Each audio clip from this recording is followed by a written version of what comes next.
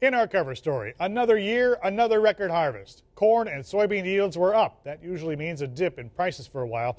But what happens to the harvest as more and more farmers retire at a faster rate than young people choosing life on the farm?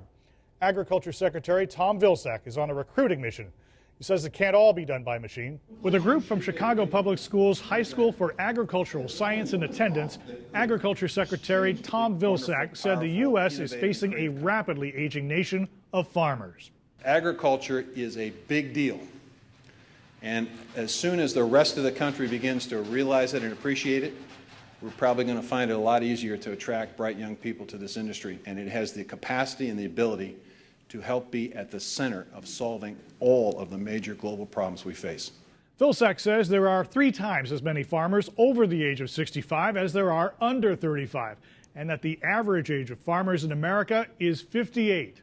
Women own about 14% of U.S. farms. That's down 6% since 2007, which is why Vilsack is urging Congress to pass legislation to boost U.S. ag production. I think we need to, in the United States, continue to do a job of encouraging and recruiting women into the agricultural business. I think it needs to be reflected in the makeup of boards and commissions.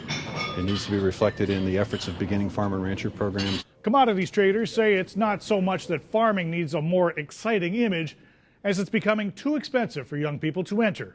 The price of farmland and therefore the barriers to entry are really pretty high, and that precludes a lot of young people from getting involved.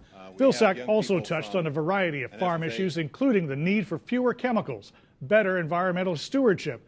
But he did not have a lot of concern over further consolidation of the meat industry, recently highlighted by Tyson's acquisition of Hillshire Brands. The weather was challenging, to say the least, during this year's harvest. In Iowa, for example, much of the corn that came in was late and wet. That means elevators will need to dry it. That could push higher propane prices, as it did there last year.